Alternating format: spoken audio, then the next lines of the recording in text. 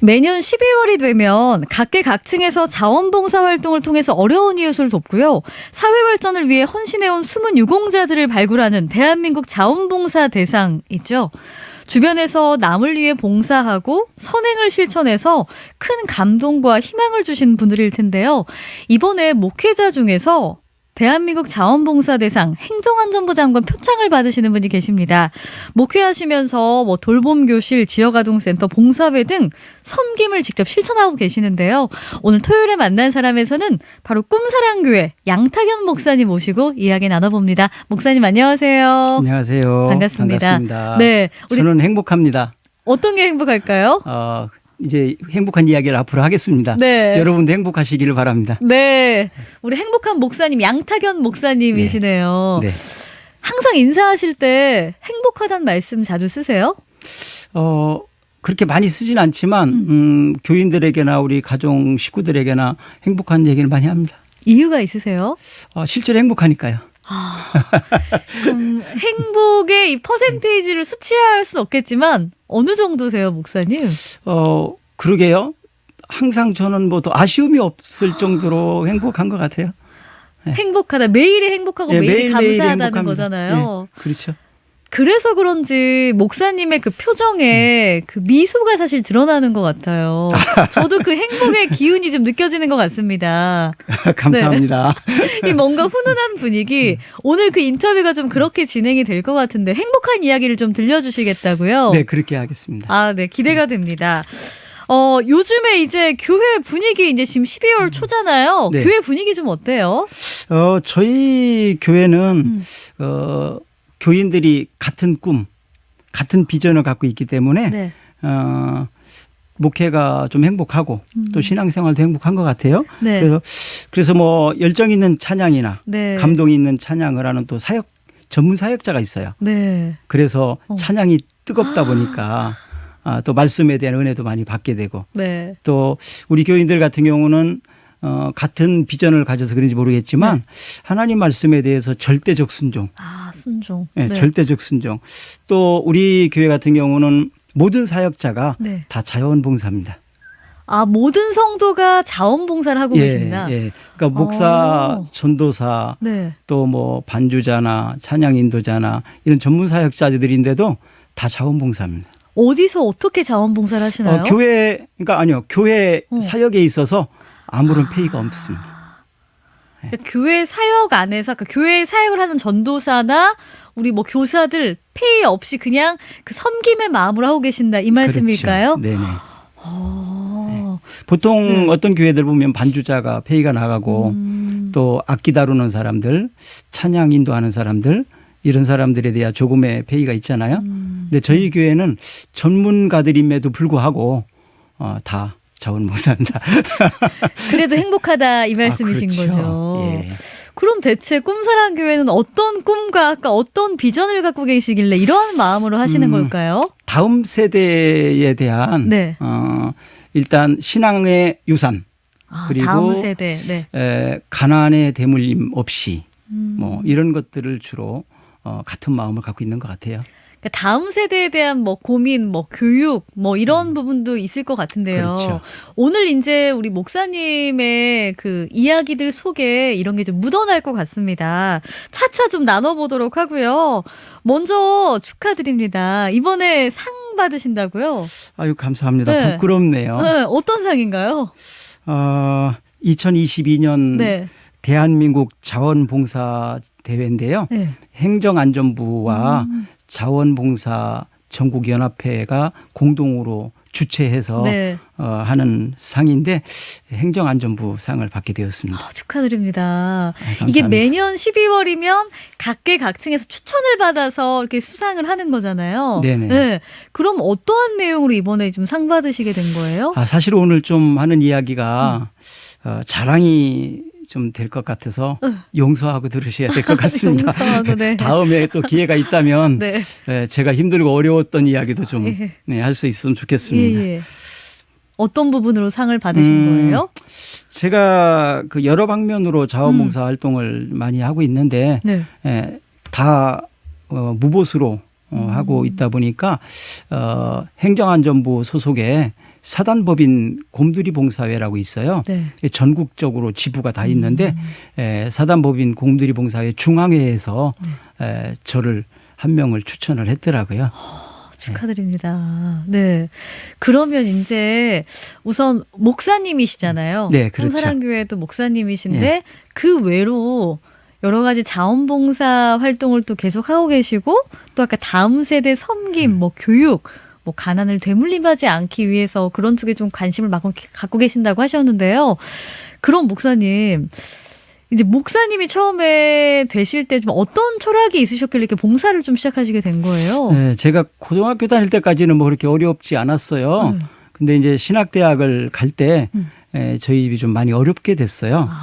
그래서 대학을 못 갈 형편이 되었는데 그 입학금만 좀 해달라. 그렇게 해서 일단 입학을 하고 그러고 이제 낮에는 학교를 다니고 새벽에 또 저녁에는 우유 배달도 하고 가게에 물건 납품도 하고 그렇게 하면서 한 3년 정도 공부를 했고요. 대학교 때요? 예. 그리고 4학년 때는 이제 시간이 좀 많으니까 대전에서 정식으로 택시 기사를 1년간 했어요. 대학교 때 택시기사 하셨어요? 그 학비를 벌려고요? 그렇죠. 학비도 벌고 또 제가 4학년 때 결혼했기 때문에 그리고 이제 또 가정도 이끌어 가야 되고 그래서 그러다 보니까 이제 공부하면서 또 알바를 하면서 이렇게 하니까 두 가지 일을 해야 되잖아요. 그러다 보니까 좀 공부하는 학생들에게 좀 관심이 좀 많아서 학생들은 공부만 했으면 좋겠다. 왜냐하면 가난의 대물림은 대부분 공부와 연관이 있더라고요. 그래서 그것에 대해서 좀 많이 관심을 가지고 다음 세대 학생들 여기에 좀 제가 많이 관심이 있어요. 결론적으로 대학교 때 내가 좀 어렵게 좀 학교를 다녔고 그렇죠. 그런 부분이 있어서 이건 내가 자라나는 다음 세대에게 되물림하고 싶지 않다. 이거일까요? 네. 그리고 또 한 가지는 이제 다음 세대에게 신앙을 물려주는 신앙 유산. 이 부분이 저에게 굉장히 큰 목표 중에 하나였죠. 네.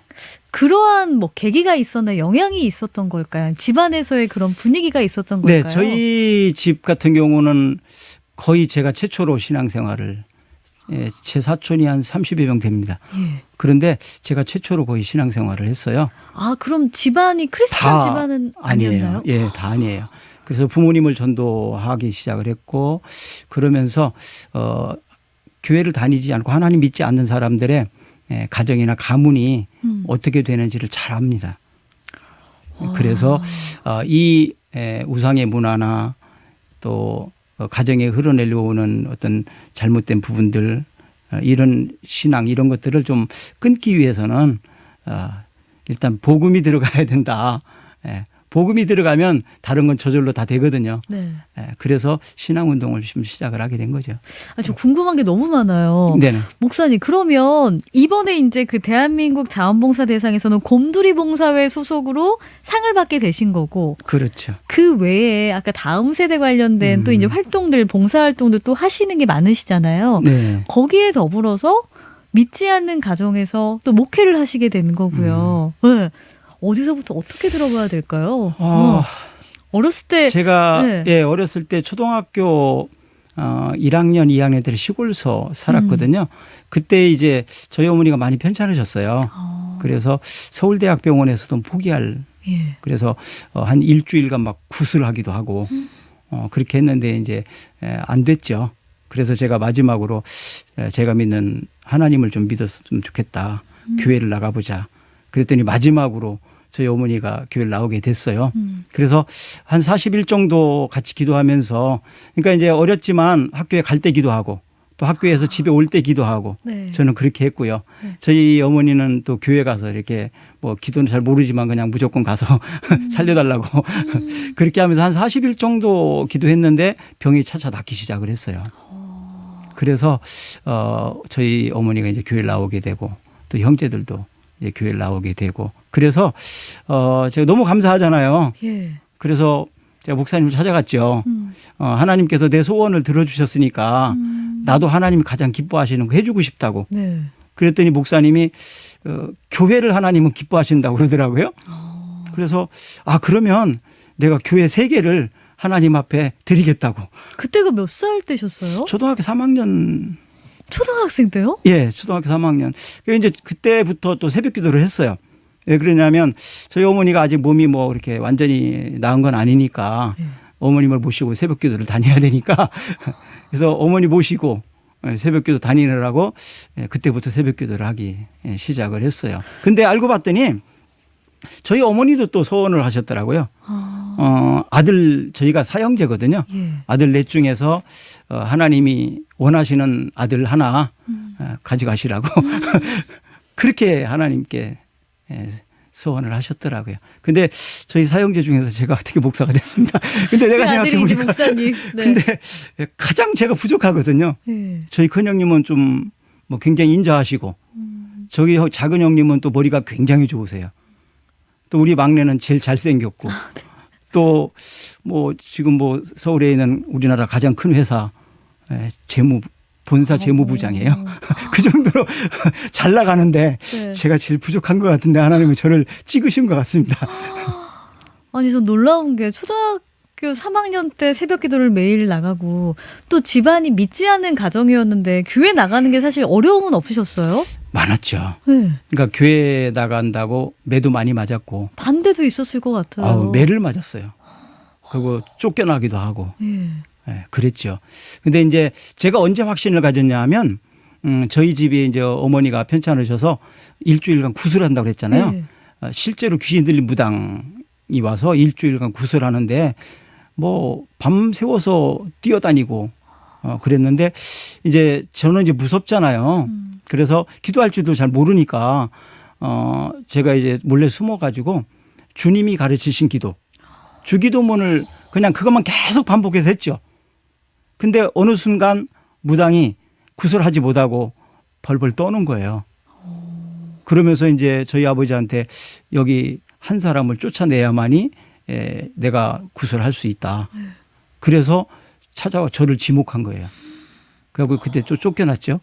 쫓겨나서 제 속으로 이제 생각하기를 저 무당이 믿는 신보다 내가 믿는 하나님이 더 센가 보다. 그러니까 저 무당이 꼼짝을 못하지 않겠어요. 그래서 그때 저는 이제 확신을 갖고. 내가 믿는 하나님이 최고의 신이시다. 이런 확신을 갖게 됐죠.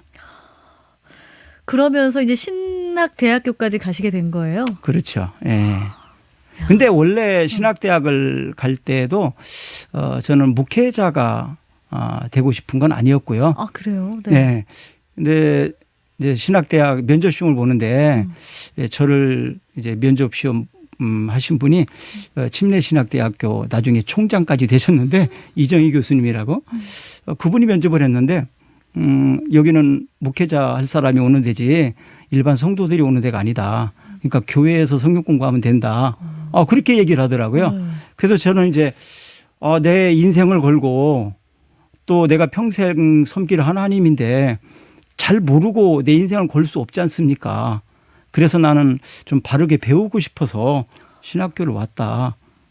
그렇게 얘기를 했었고 졸업할 때도 목회할 생각은 사실은 좀 없어서 한 1년 정도 도망 다녔어요. 네. 그러다가 하나님한테 혼나고 다시 붙잡혀가지고 목회를 시작했습니다.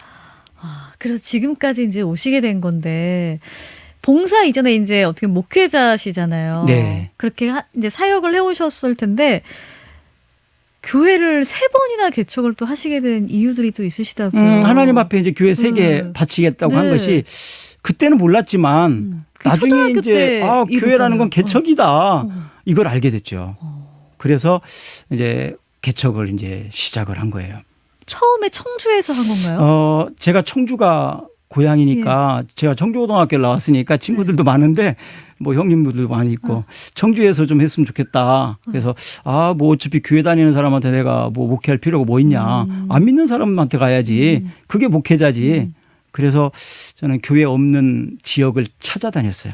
그러다가 발견한 곳이 충북 옥천이라는 옥천군. 예, 옥천군. 네. 그 군북면에 가면 자몰이라고 있는데 한 120가구 되는데 교회가 없어요. 그래서 여기다가 교회를 세워야 되겠다. 예. 이렇게 생각을 하고 이제 좀 택시 운전하고 뭐 이러면서 좀 벌은 것도 있어가지고 이제 땅을 사서 거기서 개척을 시작을 했어요. 그때가 몇 년도세요? 89년도, 1989년도죠. 거기에서 이제 목회를 하시다가 또 이제 이동을 하시게 되는 건가요? 거기서 이제 하다가 전주로 네. 오게 됐고 전주에서 2번 개척을 했는데요. 제가 이제 충북 옥천에다가 개척을 해서 이제 전도를 하러 다니다 보니까 마을에 가면 뭐 이제 낮에 다 일하잖아요. 네. 그러니까 뭐 비닐하우스, 논밭 이런데 미숫가루 타고 다니면서 또 바카스 사갖고 네. 다니면서 이제 이렇게 조금씩 대화 나누고 네. 뭐 같이 일하면서 네. 옆에서 이렇게 하고 이제 그렇게 하다 보니까 그분들의 실정을 이제 알게 된 거죠. 근데 그분들이 가장 큰 애로사항이 자녀들이더라고요. 자녀들의 어떤 부분에 애로사항이 그때만 있을까요? 해도 학교 다니기 전에는 유치원이나 뭐 이런 게 별로 없었죠. 없으니까 그냥 밭에 데리고 가가지고 애들이 흙 먹고 이러면서 그냥 같이 그쵸. 놀아요. 네. 그래서 이 아이들을 내가 봐줘야 되겠다. 교육적인 부분이니까.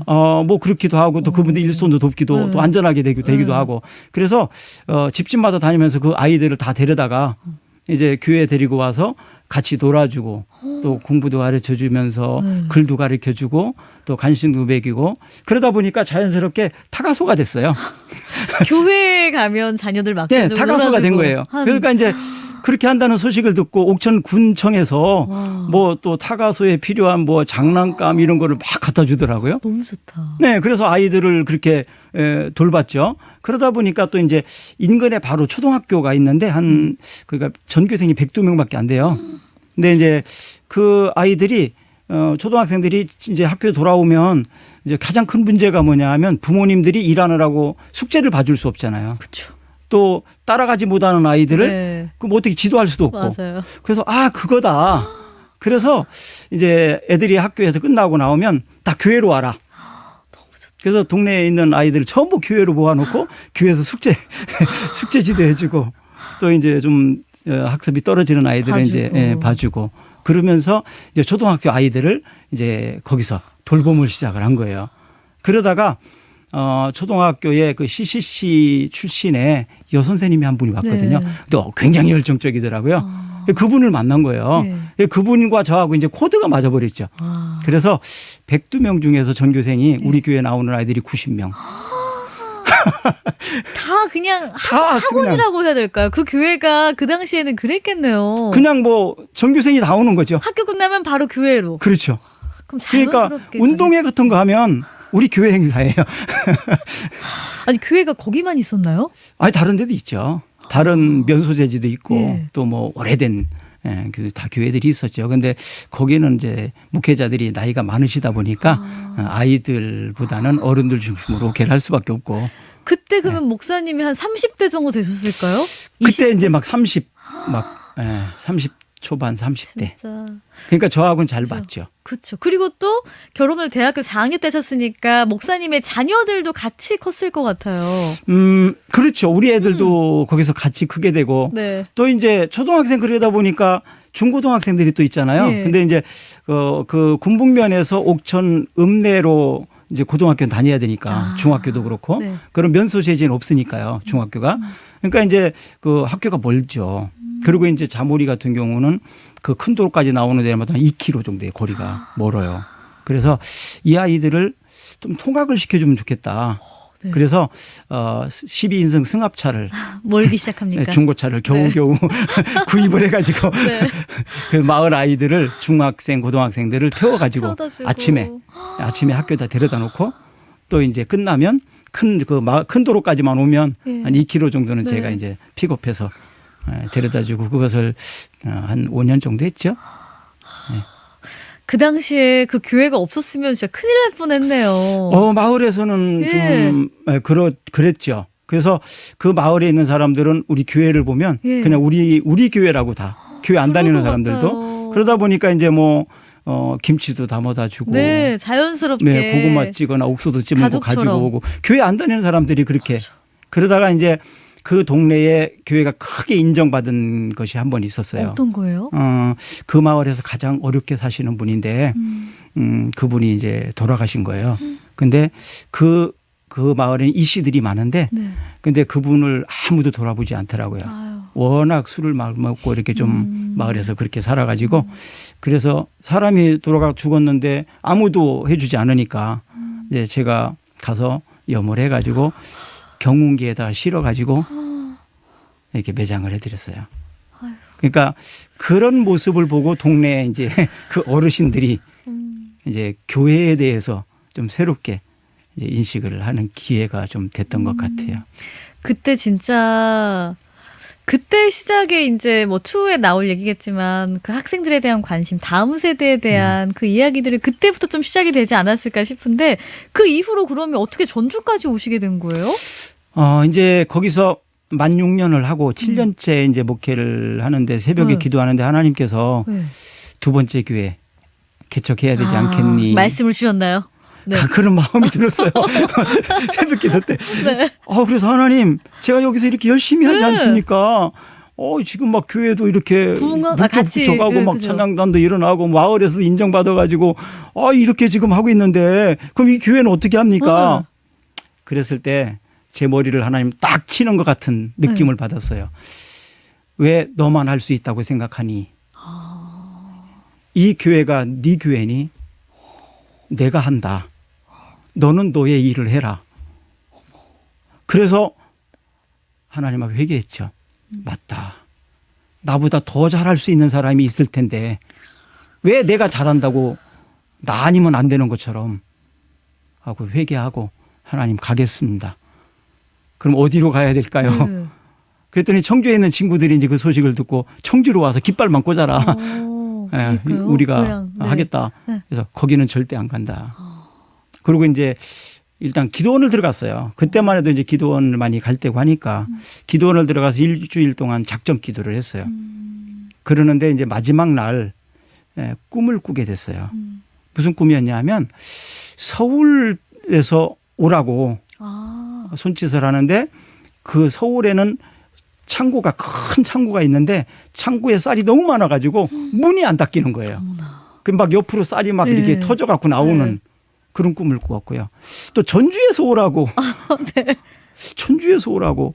전주는 내가 한 2번 좀 와봤나요? 전혀 몰라요. 연고지도 없고 아는 사람도 없고.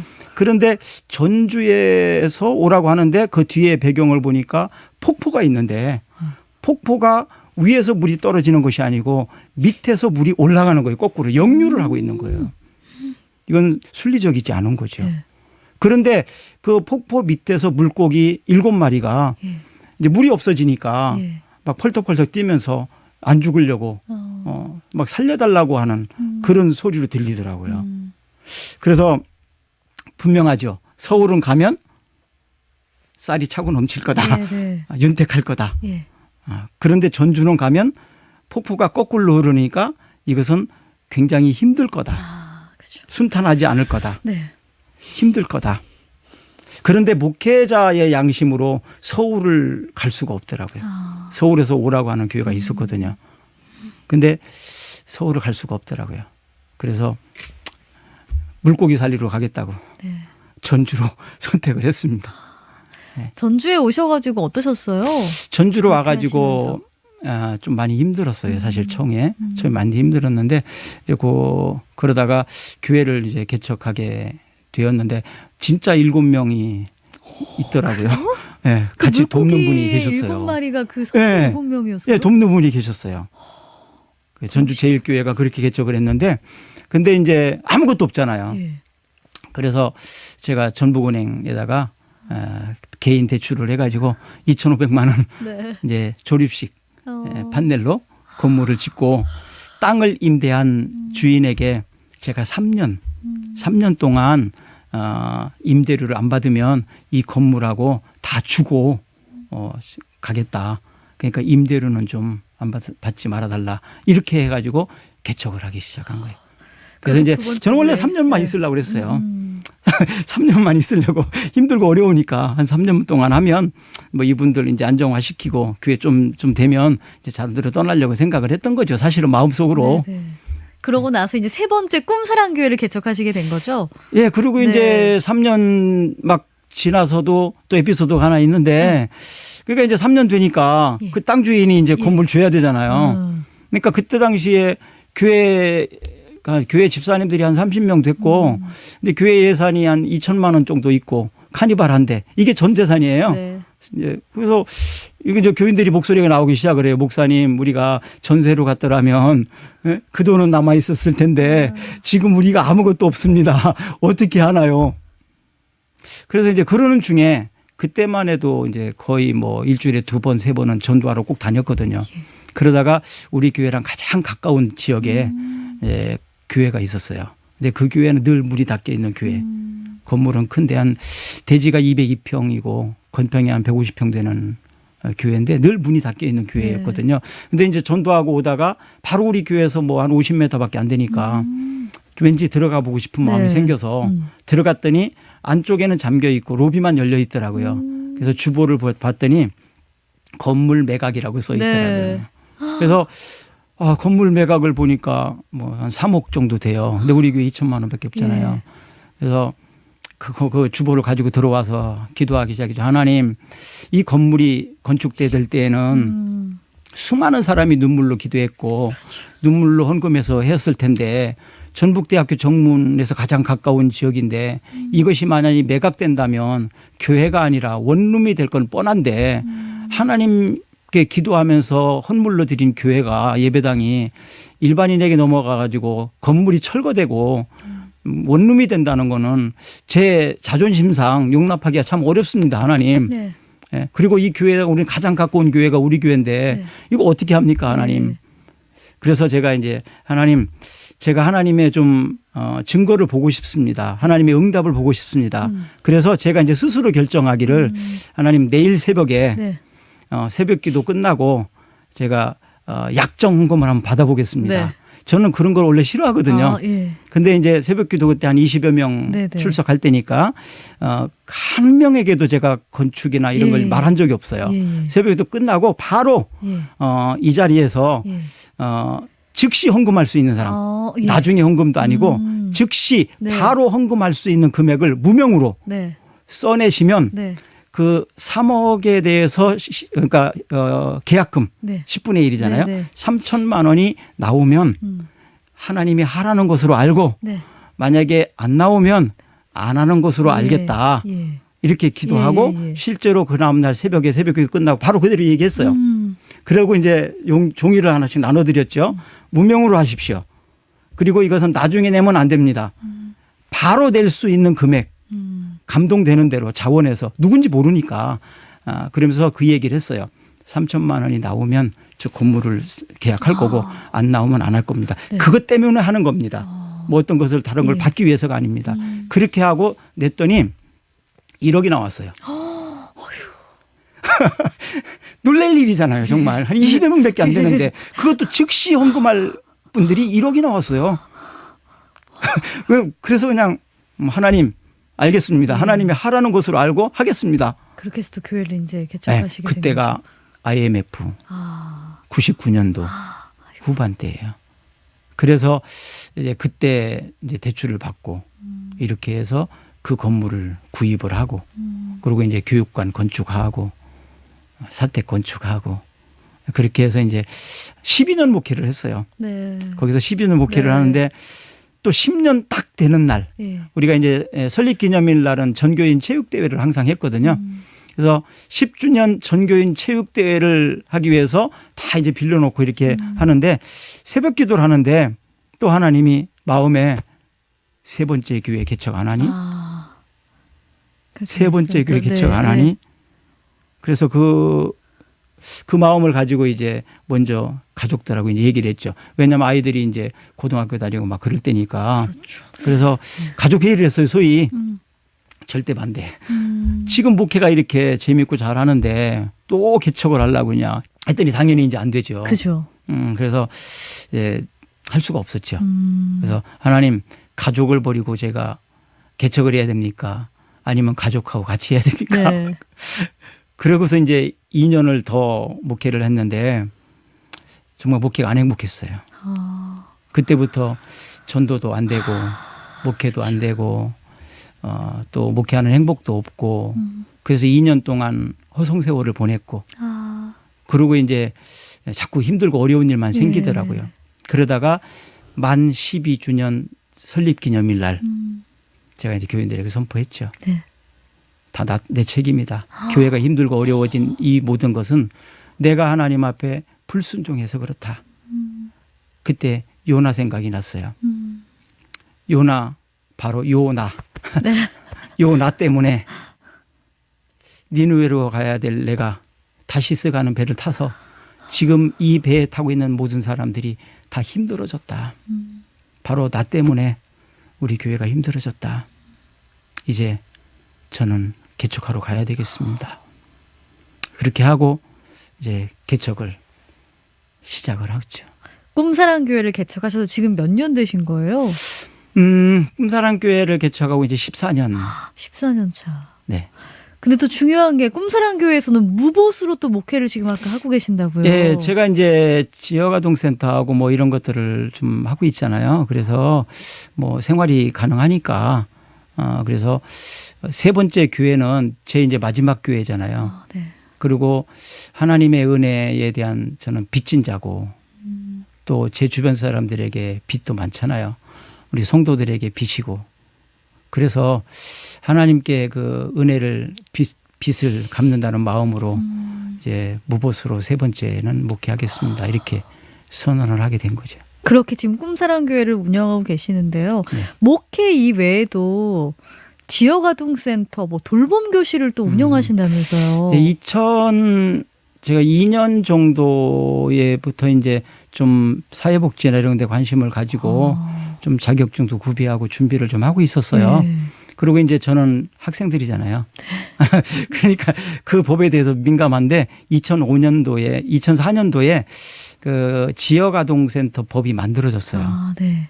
그래서 2005년도에 지역아동센터를 이제 개설을 하게 되는데 사실 저는 이것은 교회가 해야 된다고 생각을 했기 때문에 이제 교회 재직회를 열어서 교회 부설로 하려고 그랬는데 제가 개척한 교회인데도 집사님들이 반대하더라고요.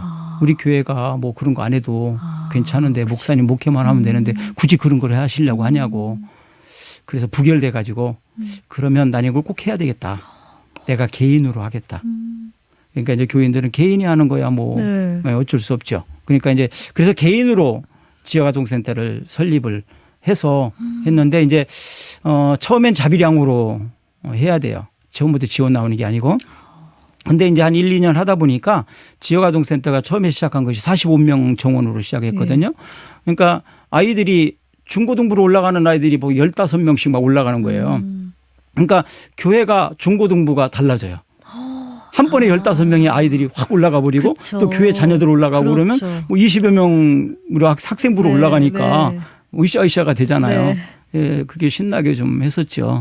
그러면 그 지역아동센터가 아까 옥천에서 했던 그런 그 아이들과 학생들과 함께 했던 그거의 또 네. 일환으로 또 볼 수 있겠네요. 그렇죠. 내내 그거 네. 하던 거. 근데 제도권에 들어갔으니까 이제 뭐 무보수가 아니잖아요. 그거는 네. 전에는 사실 보수 없이 네. 그냥 했던 건데 이제는 국가에서 월급도 주는데 운영비도 주는데 네. 못할 이유가 없죠. 그렇죠. 네. 거기에다가 돌봄 교실까지 또 학교에서 하는 거 운영하신다고요? 이제 그거 돌봄 교실은 이제 네. 세 번째 교회를 이제 설립하고 네. 나서 있었던 일인데요. 이제 세 번째 교회를 하나님 앞에 불순종하고 2년 동안 안 했다고 그랬잖아요. 네.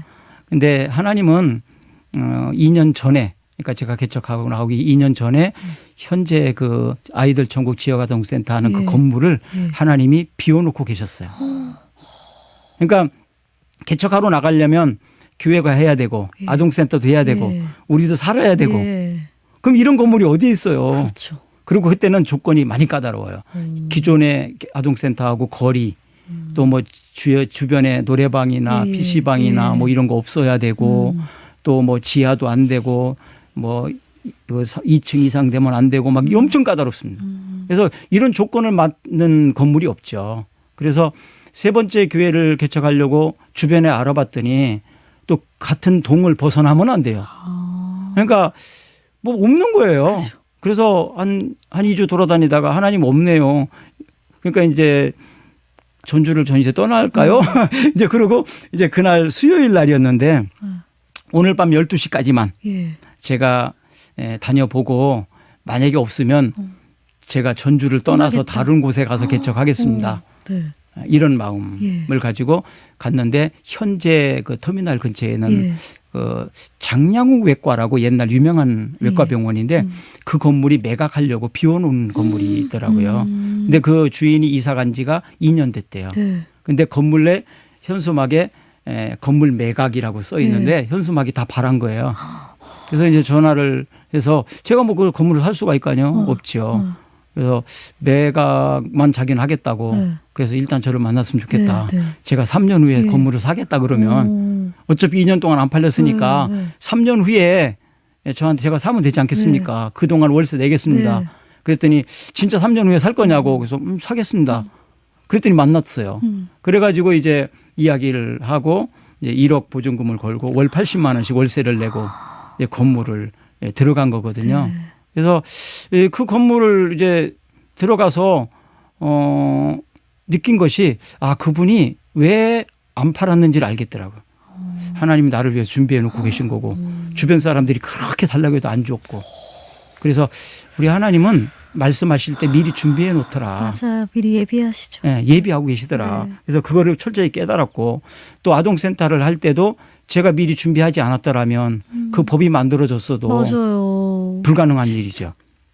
그래서 제가 우리가 슬픈 것은 기회가 주어지지 않은 것이 아니라 기회가 왔을 때 내가 준비되지 않은 것이다. 잡지 못할 때. 네. 네. 제가 늘 이야기하던 거든요. 그래서 그 건물에 들어가서 자연스럽게 1층은 아동센터, 2층은 교회, 3층은 원장님이 살던 집이에요. 사택. 그러니까 대궐 같은 사택에서 살아보고 네. 또 2층은 이제 물리치료실 막 이런 거라 교회 하기가 너무 좋고요. 네. 1층은 또 아동센터 하기가 너무 좋은 거예요. 주방도 있죠. 사무실도 있죠. 뭐 얼마 입원실이 있으니까 완벽하네요. 네. 입원실이 있으니까 그것서 애들 뭐 학습할 수 있는 공간도 있죠. 네. 하나님이 이렇게 완벽하게 준비해 놓고 계셨던 거예요. 그래서 이제 거기서 지역아동센터를 이제 하고 있는데 어느 날 이제 돌봄교실 이야기를 하려고 그러는데 우리 그 교회에서 가장 가까운 데가 금암초등학교. 네. 근데 교장 선생님에게 전화가 온 거예요. 아이들 천국 지역아동센터가 도대체 뭐 하는 겁니까? 그래서 학교에 방과 후에 아이들을 돌봐주고 뭐 그러는 곳입니다. 그랬더니 왜 그러시냐고. 그랬더니 우리 학교에 와서 돌봄 교실을 좀 맡아주면 안 되겠냐고. 예. 돌봄 교실이 이제 처음에 아마 직영으로 하다가 이제 위탁으로 할 수 있는 법이 그때 생긴 것 같아요. 그래서 그거 좀 관심이 없으니까 네. 모르고 그래서 저 못합니다. 그러고 전화를 끊었어요. 근데 이제 밤에 자는데 너무 괴로운 거예요. 예. 가장 가까운 학교인데 그렇죠. 그것도 교장 선생님이 직접 전화해가지고 네. 도와달라는데 네. 전화로 단호하게 끊었다는 것이 너무 미안한 거예요. 네. 그래서 다음 날 학교에 가서 정중하게 거절을 하고 와야 되겠다. 네. 그러고 학교를 갔어요. 네. 갔다가 붙잡혔어요. 이제 그 교장 선생님 하는 얘기가 돌봄 교실을 위해서 그 2개 반 예. 40명 정원을 해가지고 교육청에서 예산을 받아놨는데 학생들이 모집이 안 된다는 거예요. 돌봄 교실이. 예. 그래서 돌봄 교실에 올 만한 아이들을 하나를 붙잡고 이야기를 하는데 그 아이가 갑자기 저는 배신할 수 없어요. 그러더라는 거예요. 그러니까 이제 교장 선생님이 너무 놀란 거죠. 그렇죠. 이 아이가 도대체 어떻게 배신이라는 말을 쓸까에 놀랐고 또 배신할 수 없다는 그럼 어디 더 좋은 데가 있나? 그렇죠. 이런 생각을 한 거예요. 지역아동센터. 그래서 그게 어디냐 그랬더니 아이들 전국 지역아동센터라고 했다는 거예요. 그래서 이제 그 이야기를 듣고 돌봄 교실이라는 걸 이제 알게 됐어요. 이런 취지가 있고 이런 거다. 그래서 너무 좋은 거예요. 그래서 그러면 제가 도와드리겠습니다. 네. 그 대신에 학부형들을 한번 모아주십시오. 예. 제가 사업 설명을 한번 하겠습니다. 예. 그리고 학부모님들을 모았는데 그때 56명이 신청을 한 거예요. 정원은 40명인데 네. 대기자가 생겨버렸잖아요. 예. 그래서 이제 돌봄 교실을 운영하기 시작을 한 거예요. 돌봄교실까지 이렇게 운영해서 정말 다음 세대에 또 힘을 쏟고 계시는데요. 이제 이 그 돌봄교실 운영하면서 뭐 여러 가지 교육박람회도 가서 교육대상, 뭐 교육부 장관 표창도 받으셨고 다양하게 또 있으셨는데 이제 아까 좀 전에 한국 곰돌이 봉사회 거기서 이제 이번에 수상하시게 되잖아요. 거기서는 어떤 봉사를 하시는 거예요? 곰돌이 봉사회는 저도 몰랐던 곳인데요. 그 이제 세 번째 교회를 2008년도에 네. 개척을 하니까 이제 교인들도 없고 네. 어쩌면 뭐 예배 드릴 사람 몇 사람 없고 애들만 하고 하니까 할 일이 없더라고요. 많지 네. 않더라고요. 네. 그러고 이제 저도 좀 많이 이제 피곤하고 힘들어 있는 지쳐 있는 상태니까 네. 목회 탈진도 많이 온 예, 상태고 예. 그래서 이대로 있으면 안 되겠다. 일단 사회 나가서 봉사라도 좀 하자. 네. 교인들도 다 봉사하는 사람 네. 많으니까. 그래서 이제 찾아다니다가 곰돌이 봉사회라는 간판을 보고 들어갔어요. 네. 들어가서 여기가 뭐 하는 곳입니까? 그랬더니 뭐 장애인들도 돌보고 예. 또 운전으로 봉사도 하고 네. 뭐 이렇게 한대요. 그래서 제가 운전은 자신이 있으니까 운전 봉사하겠습니다. 그러고 거기 가서 이제 운전 봉사를 하다가 이제 거기에 있는 사람들이 목사인 걸 나중에 알게 되고 네. 이제 우리 일주일에 한 번씩 예배 드려달라고 예, 예. 그래서 거기서 예배 하다가 또 거기 있는 사람들이 전도가 되고 네. 이렇게 그 곰돌이 봉사에 발을 뒤졌고 네. 또 이제 가서 보니까 할 일이 너무 많더라고요. 그래서 내가 할 일이 뭘까 하다가 제가 이제 대형 면허까지 가지고 예, 있으니까 옛날에 이제 목회하기 전에 목회 안 하더라도 내가 새벽기도 예. 버스로다가 새벽기도 교인들 차 운행해야 되겠다라고 생각을 하고 대형 면허를 준비해 놓은 게 있거든요. 네. 그래서 실제로 또 대형 버스를 가지고 교인들이 이렇게 하기도 했고 제가 목회하는 교회가 아니고 네. 봉사로 이제 그래서 대형 버스를 구입을 해서 이제 곰돌이 봉사의 이름으로 이제 한 10년 정도 전주에서 봉사를 활동을 했어요. 너무 대단하시네. 또 곰돌이 봉사회 소속으로 지금 현재 전북지부장까지 또 맡고 계시면서 활동하고 계시는데 이제 우리 양탁연 목사님의 그동안 목회 사역 이야기, 살아온 또 삶에 대한 이야기, 뭐 지역 아동센터, 돌봄교실까지 이야기 나눴는데요. 마지막으로 혹시 앞으로의 비전, 계획, 뭐 12월 혹시 어떻게 보내실 계획이신지 말씀해 주신다면요. 네. 글쎄 제가 계획해도 다 하나님 인도하시는 대로 가야 맞아요. 되니까 어차피 그래서 좀 사역에 좀 집중하기 네. 위해서 이제 다른 거는 제가 이제 다 내려놓고 네. 이제 우리 교인들이 다 이제 전문가가 됐으니까 다 이제 하나씩 맡아서 네. 해요. 돌봄교실 선생들도 네. 있고 센터도 양쪽 다 예. 맡아서 하고 네. 이제 곰돌이 봉사에는 원래 이제 제가 처음부터 지부장을 하는 건 아니고 좋은 사람이 있을 때까지만 네. 이제 한시적으로 제가 맡아서 하겠다. 네. 뭐 이렇게 한 네. 상태였고 이제 또 돌봄교실 하면서도 이제 저희가 모범 사례로 이제 강의를 많이 다녔거든요. 네. 그래서 교육지원청이나 뭐 교육부 이런 데 많이 네, 다녔기 네. 때문에 이제는 그런 활동을 좀 네. 이제 줄이고 목회만 해야 되겠다 네. 이렇게 생각을 하고 이제 버스도 다 처분했습니다. 처분했고 그리고 이제 새벽에 이제 집에서 나오잖아요. 이제 새벽에 나오면 이제 밤 10시까지 제가 집에 안 가요. 집에를 가면 자꾸 나태해지더라고요. 네. 그래서 새벽에 나와서 일단 저녁 10시까지 지금까지 그렇게 하고 있는데 앞으로는 좀 더 네. 예. 그러면 이제 우리 교인들도 우리 목사님이 우리를 위해서 교회에서 기도하고 계시고 말씀 연구하고 계신다. 이런 마음을 가지면 교인들도 좀 마음 편안할 것 같아요. 뿌듯하고 네. 또 안정감도 가지고 네. 그럴 것 같아요. 그래서 거기에 대해서 좀 더 집중을 할 계획이고요. 내년도에는 저희가 이제 교회 설립 15주년 예. 되거든요. 그래서 부목사님을 네. 좀 모셔야 되겠다. 네. 부목사님은 유급입니다.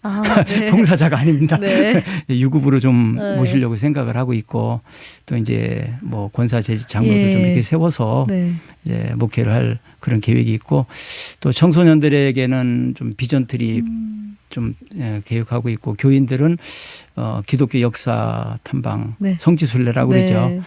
좀 거기 가야 되겠다 이런 생각 갖고 있고 이제 현재 저희들이 이제 중고등학생을 대상으로 하는 꿈사랑 지역아동센터 아이들을 보면 대학을 잘 안 가려고 그러더라고요. 공부하기가 싫으니까 힘들으니까. 그래서 제가 시작한 것이 뭐냐 하면 대학을 가면 무조건 매월 이제 용돈을 주겠다. 장학금을 주겠다. 그래서 지금 한 실천을 하고 있거든요. 근데 내년에 또 몇 아이가 또 올라가요. 그래서 그것을 계속 좀 유지하고 언제까지 할 수 있을지 모르겠는데 저는 계속 하고 싶어요, 사실은. 네, 아유, 꼭 앞으로 더욱더 많은 학생들이 장학금을 받을 수 있게 되길 기도하면서 다음 세대에게 전하고 싶은 말씀 한마디 해주신다면요. 가난을 대물림하지 않기 위해서는 가장 효과적인 게 공부예요. 뭐 연예인, 운동선수 참 좋지만 굉장히 길이 좁습니다. 공부하면 굉장히 길이 넓어요. 그러니까 공부하면 안 가난해질 수 있어요. 그리고 또 중요한 것은 내가 아무리 열심히 노력해도 안 되는 건 안 되거든요. 하늘이 도와야 돼요. 그럼 하늘이 도와야 된다는 것은 하나님이 도와주셔야 된다는 얘기예요. 그렇다면은 제일 먼저는 신앙이에요. 신앙의 유산을 좀 꼭 물려받고 물려줘야 된다. 그리고 가난을 대물림하지 말자. 좀 두 가지를 좀 말하고 싶어요. 네, 감사합니다. 정말 신앙 유산이 이어지기를 바라면서 오늘 우리 대한민국 자원봉사 대상 행정안전부 표창 받으신 꿈사랑교회 양탁연 목사님과 함께 이야기 나눴습니다. 목사님 오늘 너무 귀한 말씀 감사합니다. 전북 지역 네. CBS 전북 방송이 복음 전파에 네. 큰 역할을 하고 있는데 네. 제가 좀 전주 지역 이사회 총무인데 너무 힘이 못 됐습니다. 이제 좀 더 네. 노력하고 예. 열심히 하겠습니다. 예, 앞으로 많이 도와주세요, 목사님. 네, 감사합니다. 네, 오늘 토요일에 만난 사람 여기서 인사드리겠습니다. 감사합니다. 감사합니다.